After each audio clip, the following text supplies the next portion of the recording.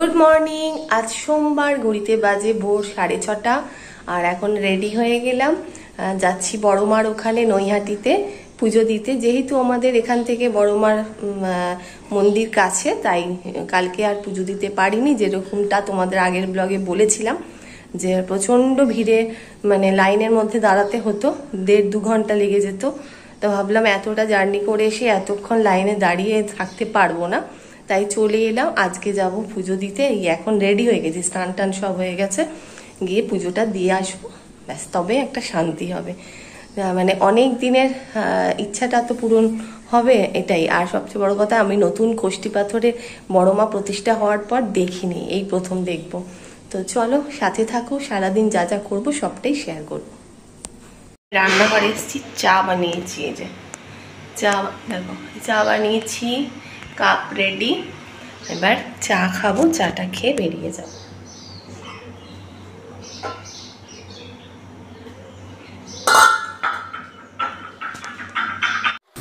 কালকে সকালে আমার পুজোটা হয়ে যেত, কিন্তু এত মারাত্মক ভিড় ছিল, বিশাল লাইন ছিল, যে অতক্ষণ 1.5-2 ঘন্টা লাইনে দাঁড়ানোর এনার্জি ছিল না। কারণ অনেকটা জার্নি করে ফিরেছিলাম, তো যার জন্যই হয়ে ওঠেনি। আজ সকাল সকাল যাব, আজকে পুজো দেবই দেব। আমরা এখন রেডি হয়ে বেরিয়ে যাচ্ছি, আমি আর কর্তামশাই। বাইক নিয়েই যাব, বরের বাইকটা নিয়ে যাব।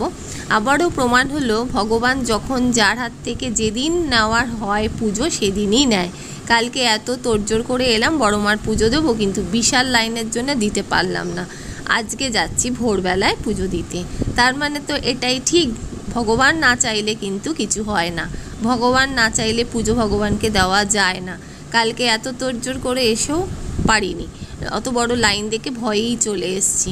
আসলে এতটা রোদে তো লাইনে দাঁড়াতে এনার্জিই পাইনি, শরীরটাও খারাপ হয়ে যেত।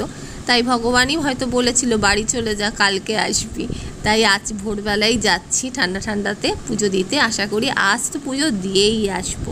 চলো যাই।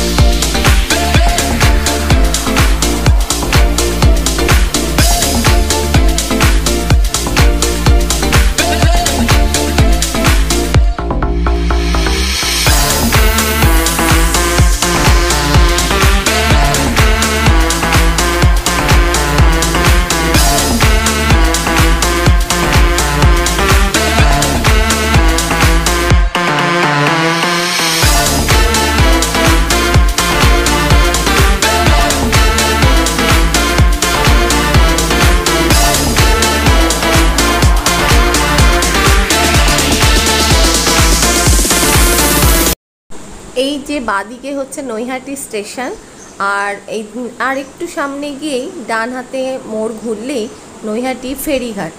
স্টেশনের ঠিক উল্টো দিকের এই যে রাস্তাটায় আমরা মোড় ঘুরছি, এটা হচ্ছে ফেরিঘাটের রাস্তা। এইখানেই বড়মার, আর কিছুটা গেলে পরেই বড়মার মন্দির। চলো সাথে থাকো, দেখতে পাবে।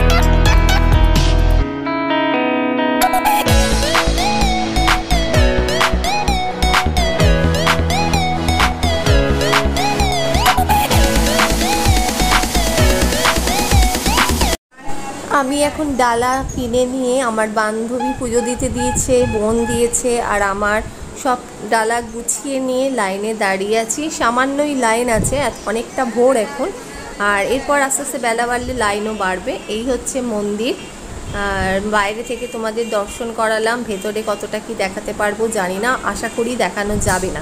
এই হচ্ছে ঢোকার জায়গা, মন্দিরের ঢোকার গেট। তো এখন সবাই লাইনে দাঁড়িয়ে আছি আমরা। তো 8টার সময় ভোরবেলায়, মানে সকাল 8টার সময় গেট খোলে। আমি তো 6:45টায় চলে এসেছি, দাঁড়িয়ে আছি। গেট খুললেই আমরা ভেতরে ঢুকবো। এখন মোটামুটি লাইন কিছুটা অনেকটাই এগিয়ে গেছে, মানে অনেকটা লাইন বড় হয়ে গেছে। ভোরবেলা থেকে লাইন দিয়ে অবশেষে 8টার সময় গেট খুললো। চলো আমরা ভেতরে প্রবেশ করি, ঠাকুর পুজো দিই। অনেক দিনের অপেক্ষায় আজকে অবসান ঘটলো, পুজোটা দিতে পারবো।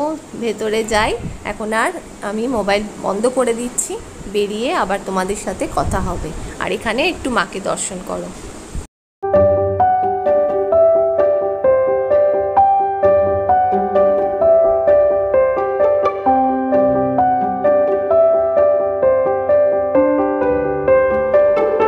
চলে এলাম বড়মার পুজো দিয়ে, খুব ভালো পুজো দিয়েছি। আর সকালবেলা যেহেতু ভোরবেলায় গেছিলাম, লাইনে বেশিক্ষণ দাঁড়াতে হয়নি, একটুখানি দাঁড়িয়েছিলাম।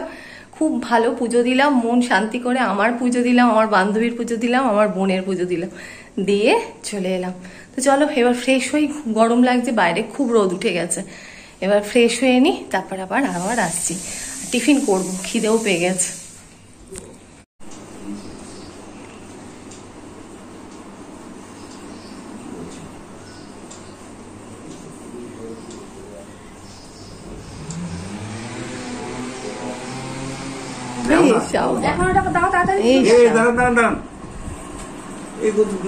বড় কাঁঠাল রে, কাঁঠাল তো পেকে ফেটে গেছে। দেখি তো, ওরে বাবা। সবকিছু তোমাদের সাথে শেয়ার করলাম, মানে বড়মার পুজো দেওয়া, যাওয়া আসা সবটাই। আজকে ভিডিওটা খুব ছোটই রাখছি। এখন মানে দুদিন ধরে আমার ভালো ঘুম হয়নি, শরীর খুব ক্লান্ত লাগছে, একটু ঘুমাবো। তার জন্য ভিডিওটা এখানেই শেষ করছি।